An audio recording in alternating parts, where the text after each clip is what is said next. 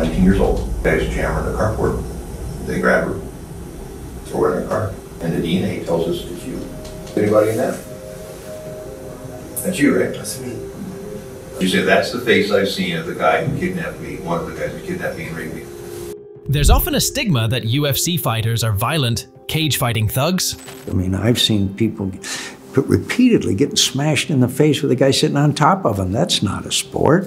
And while it's almost always a stereotype, there have been some over the years that live up to that image. So let's look at the 5 most notorious criminals in UFC history, starting with Jason Mayhem Miller.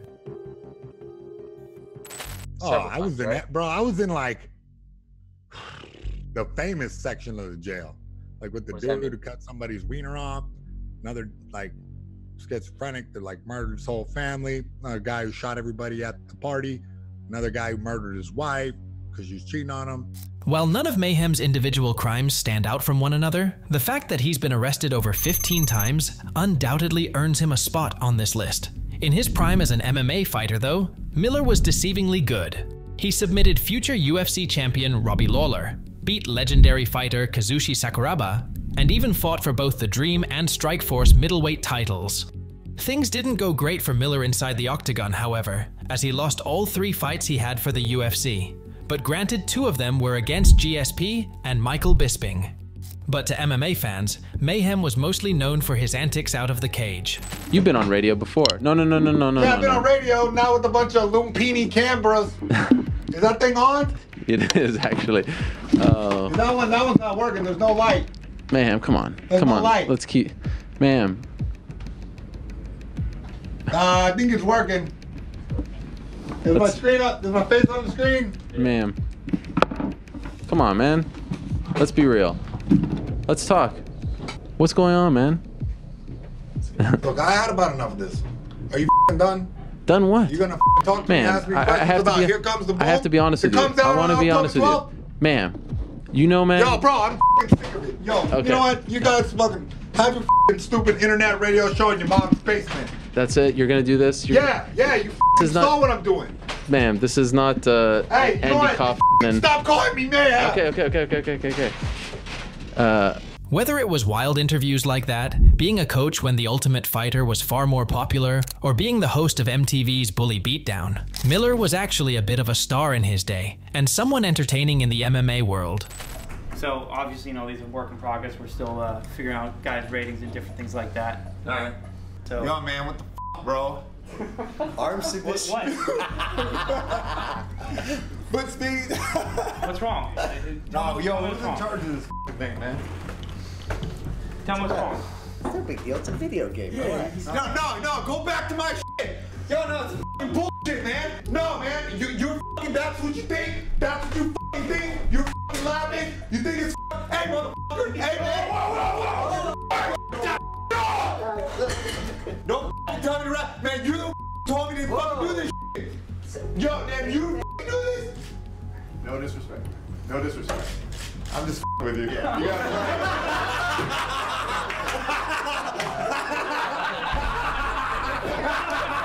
After all, you've got to be well known for MTV to have you as their host on a television show where people would have their real-life bullies fight professional MMA fighters for cash. Another dream realized. That's what I'm talking about. If there's one thing I'm really good at, it's saying moderately funny things on a cable television show. But people forget, I also can kick ass. But over the years, that chaotic personality of his led him to more and more run-ins with the law. Since 2011, Mayhem Miller has been arrested 14 times. On average, that's more than 1 arrest per year. They include mostly domestic violence, but also vandalism, driving under the influence, and most recently choking a fan in a nightclub back in late 2023. Some of the more notorious arrests were due to trespassing and burglary inside of a church, assaulting people in bars, and having a 5-hour standoff with a SWAT team while live tweeting the incident.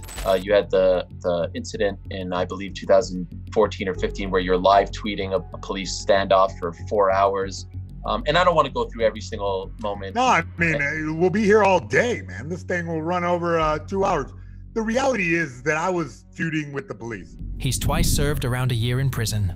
The first time for violating a stay-away order from his then partner, and the second time for vandalism and attempted grand theft auto. And although the vast majority of these arrests were after his UFC career had ended, it was this uncontrollable behavior that caused him to be released in the first place. Come on, man. You know, take this thing serious. You want to be a clown, you can do that way. Do that on your reality show, you know, but, you know, I don't know. Then something happened here backstage after Mayhem's done. He's gone. Leaving the UFC pretty much spelled the end of Mayhem's career. He returned for a single fight 4 years later for an Italian promotion at middleweight, but missed weight by a massive 24 pounds, which definitely shows how little he prepared. So instead, Miller fought a different opponent at light heavyweight and was submitted in the second round. Sadly for Mayhem Miller, he's remembered by MMA fans not for his fighting abilities, but as someone who simply can't keep themselves out of legal trouble. But thankfully for Mayhem Miller, he seems to be on the straight and narrow for the first time in That was good, a legit dude. entrance. And I've 220, by the way, fought 170. I've joined the thick boys. You know what I'm saying? Yeah. Dude, it looks good on you. Healthy. Though. It does look good on you. Yeah, quit drinking. You know what I mean? Quit drinking. Quit drinking. Yeah, and you started eating. But while the MMA community still has goodwill towards Mayhem Miller, they don't have that same positive sentiment for one of the most high-profile criminals in UFC history, War Machine. Born Jonathon Koppenhaver, the man who legally changed his name to War Machine, is currently serving a life sentence in prison for a brutal attack on his former partner, adult actress Christy Mack. Outside of a one-on-one stint in the UFC and a brief appearance on The Ultimate Fighter, War Machine's MMA career is pretty forgettable. But due to his public relationship with Christy Mack, who was very famous at the time, War Machine was actually a well-known fighter amongst fans. And if things don't work out for, God forbid any reason, you could just say you're a Mac, like you're a Mac daddy. Yeah, but I just told her what I would do is I would just kill her and then I'll put rest in peace. And it's fair enough, really. I'll put rest in peace, Mac. Because then I was like, this is a memorial to my dead girlfriend. They don't know what happened to her. She's dead. I mean, honestly, I would probably deserve it. Before their relationship began, though, War Machine's violent tendencies had already shown themselves. He spent over 2 years in prison from 2010 to 2012 after 3 different cases of assaulting people. I just did the year. I got out. I was, out for 7 months. I was doing very well. I beat Huerta. I had the Bellator tournament coming up. My probation officer, I had no problems with him. I was just living my life, man. And it was devastating, man. I only signed that deal to admit my guilt and for the Vegas case because it was a very old case and it's been dragging on and I wanted to get it over with. The district attorney said, all right, man, we'll just sign for a deal, pay the restitution, and do probation. No jail time. I was like, all right, man, let's do it. Who cares, I signed it, and I went in front of the judge. She's looked at me, and she hated me, man. She was like, look at you. Look like you're going to pop. I think you're on steroids. And it started, going after me. And she goes, you know what? I'm not going to honor this plea agreement. You need to go to jail. Fairly quickly after his release, though, he and Mac began dating after meeting at a photo shoot, with the adult star being spotted cage-side at his fights. According to Mac, War Machine's violent behavior crept into the relationship a few months in which, after a while, led to the two going their separate ways. I noticed you have a bit of a tattoo on your neck there. A new one. Yeah, the throat? We got, you see hers? Hers is cooler. Yes, I did see it. It says property. Yes. Okay. There it is right there. Property of War Machine. It's getting a little physical. Why on the neck? Sometimes that's ill-advised. That stays forever on the neck. But one evening, War Machine let himself into Mac's property with an old key he had, Mac.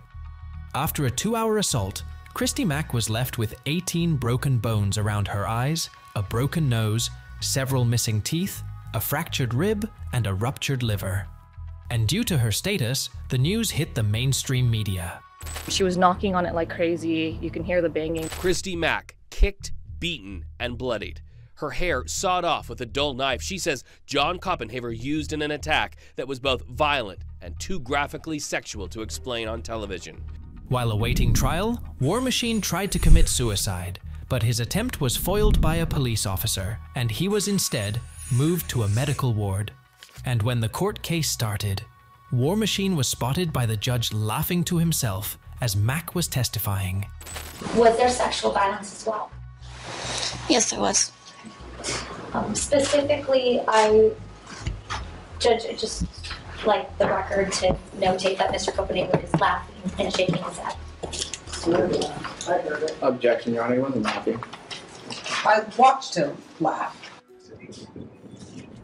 In the end, War Machine was found guilty of 29 different felonies, including kidnapping, assault, and sexual assault with a weapon. He was sentenced to life in prison, with the possibility of parole after 36 years.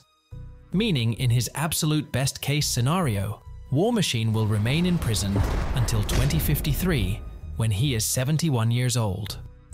I don't know if my life will feel complete in 12 years, or 20 years, or even 30 years. And neither do you. But I do know when I get out, when he gets out, he will kill me. Next, we have Dmitriy Sosnovskiy. And if that name doesn't ring a bell for you, that's understandable. He had just one UFC fight back in 2018. But the Russian was a legitimate prospect in MMA before he found himself behind bars. He was 11-0 at heavyweight, with 8 first-round finishes, including a big upset victory over the younger brother of Fedor, Alexander Emelianenko. Fans didn't know what Sosnovskiy's ceiling was, but many expected he'd easily break into the UFC's top 15. But that all changed when he was randomly released from the UFC in early 2021. It turned out that Sosnovskiy had been arrested in Moscow on suspicion of extortion and abduction, which turned out to be true. Along with 4 other men, the UFC fighter kidnapped a wealthy Russian businessman and after taking him to a secondary location, threatened to murder him unless he paid them 400,000 rubles, which is just under $4,000. When the man refused, Sosnovskiy choked him unconscious. He was later able to escape and report what had happened to the police. In the end, Sosnovskiy was sentenced to 8.5 years in a maximum security Russian prison. And although Sosnovskiy wasn't known to MMA fans, this next criminal definitely was. Joe Son competed at UFC 4 all the way back in 1994, famously being on the end of Keith Hackney's groin shots when once upon a time they were legal.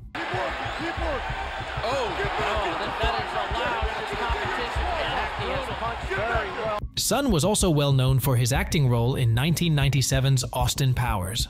You fight like a woman.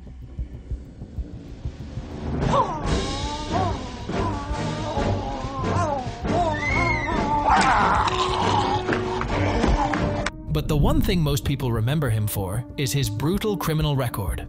In 2008, long after his short and unsuccessful MMA career had finished, Joe Son was arrested for kicking in the door of his roommate's car, which isn't that serious of a crime.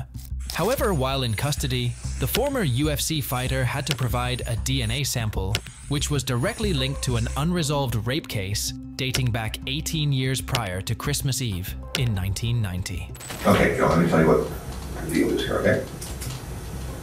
Young girl, 19 years old. Late at night, early morning of Christmas Eve, 24 December 1990. She's driving home to the big apartment complexes out on Burgers. Okay? She parks in the carport. 2 guys jam her in the carport. They grab her, throw her in a car, drive her some distance away. That's bad. It's very bad. And the DNA tells us it's you. Okay, wrong guy. It turned out that Joe Son and another man had kidnapped a woman in their vehicle, raped her, and threw her out on the road without her clothes. He allegedly even said, "It's Christmas, it's your lucky day," to the victim. You recognize anybody in that? That's you, right? That's me. And what we did, showed that to the girl who was kidnapped. She goes, 100% certain it's him. I've seen that face every night I go to bed.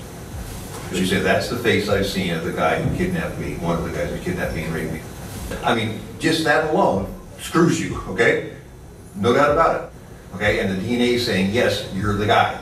And you're sitting here saying, With all the crimes combined, Joe Son's prison sentence could have been up to 275 years. But due to the time that had passed, he couldn't be tried on everything. So instead, in 2011, Son was sentenced to life with the possibility of parole after just 7 years.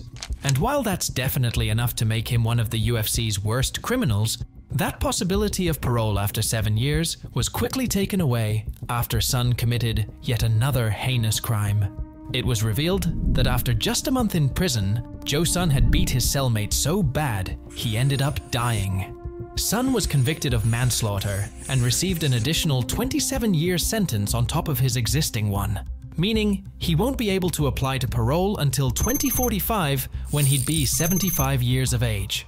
But when it comes to UFC criminals, one man stands above the rest, London's Lee Murray. I actually ran into Lee Murray right after he got stabbed, right? Well, he got stabbed in the heart, didn't he? He got stabbed everywhere. It stabbed wounds all over him, and they were still fresh. Days after Lee Murray got stabbed, he's walking around an event with all the stitches still in him and everything still fresh, and was walking around acting like he did when I had seen him when he fought Tito in the street out in front of China White in London. I know I've heard that story. He dropped him, didn't he? Put Yeah. Tito a kip. Yeah. Great. Yeah, Lee Murray is one of the most legit gangsters of all time. He really is. Lee Murray's upbringing was incredibly unsettled. He had an abusive father, essentially lived on the streets, and was dealing drugs as a teenager. It made him tough, streetwise, and the police even described him as a very dangerous man, even while still a kid. Lee Murray was a proper up-and-coming South London gangster who knew his way around drugs and guns and had something about him. Actually isn't stupid. When he found MMA, it turned out he was pretty good. Murray's career was just 5 years long, but in that time, he was 8-2 with 7 first-round finishes. But he was more known for being a scary dude. I mean, we were literally, we were not moving. This traffic was locked. And I remember Lee Murray speeding down the hard shoulder in his BMW. Who was that? And then we arrived there and his car's parked outside wherever he wanted to park it. He always dressed like he was a fashion model as well. Right, You know what right. I mean, he always had great clothes, but then he had that crazy in his eyes. One of my favorite interviews was when he stepped in the cage with Matt Linland. Do you remember that? Yeah. And it just went wild all of a sudden. Even Matt Linland didn't realize that the guy he was fighting was, the guy that was trying to fight him was very, very genuinely trying to murder him. Look here, the big fat cauliflower is, that bald head. Do you know what you need to do? You need to go and get yourself a wig. Look how ugly you are. I'm gonna, do you know what? I'm gonna smack you up. I'm gonna smack you up and send you back to America. You're ugly. He had beaten Jorge Rivera in his only UFC fight and went the distance with Anderson Silva. And there was even a strong rumor he had knocked out the UFC's light heavyweight champion Tito Ortiz outside a nightclub in London. As he was running forward, I looked to my right, and there's Lee Murray backing up, doing the same thing, taking his coat off. As soon as their coats hit the ground, Tito threw a combo at Lee. Lee ducked out of the way of everything.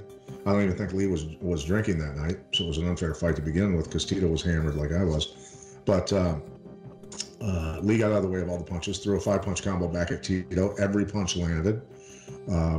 Very hard punches, and Tito went down, landed on his face unconscious. And Lee started to punt him in the head with his steel-toed boots on.